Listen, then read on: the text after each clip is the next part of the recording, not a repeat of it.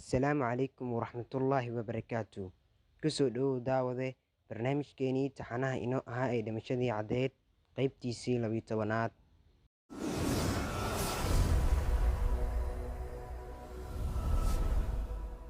Hooyo, ha xanaaqin fadlan. Waxaa dhali rabaa cunug. Waa Xasan cunugiisa.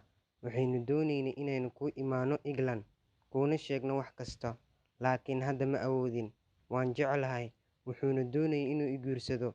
Hooyo, fadlan ha xanaaqin. Aana wejigeedu hadda wuu cad yahay.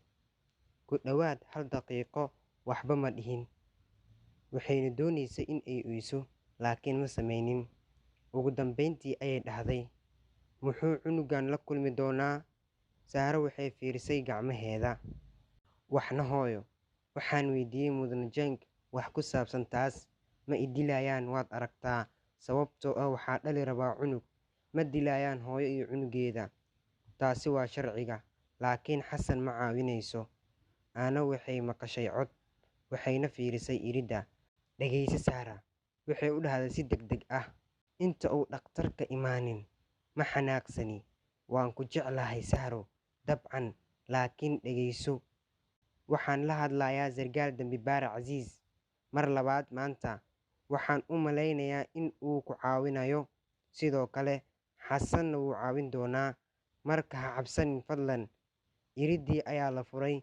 Ninkii ayaa keenay dhakhtar dumar ah. Aana way istaagtay.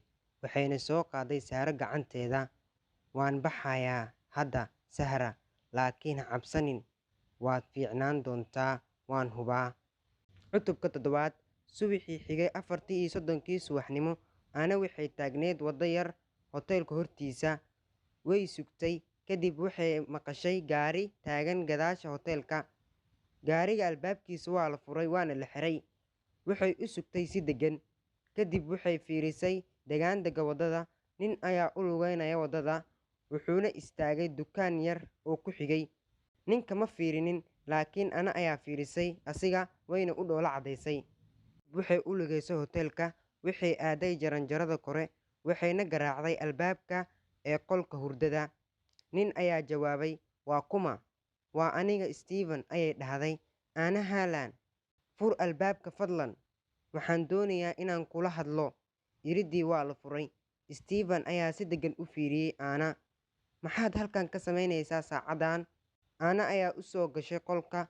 Haa, waa 4:30 subaxnimo. Saaro waxay maxkamadda la geynayaa 10. Waxaan u baahanahay caawimaadaada, ninka dhalinyarada ahow. Fadlan na keen. Laakiin maxaan samayn karnaa? Aana ayaa fiirisay asiga. Waxaad xalay la kulantay nin. Maxaa dhacay? Saaro ma caawin karaa? Steven ayaa si deggan ku jawaabay, maya, laakiin Aana ma fiirinaynin. Waan ka xumahay, ma caawin karo. Aana way qabowday wayna xanaaqday. Waan arkaa, ayay dhahday. Hagaag, ma caawin karnaa aniga iyo adiga.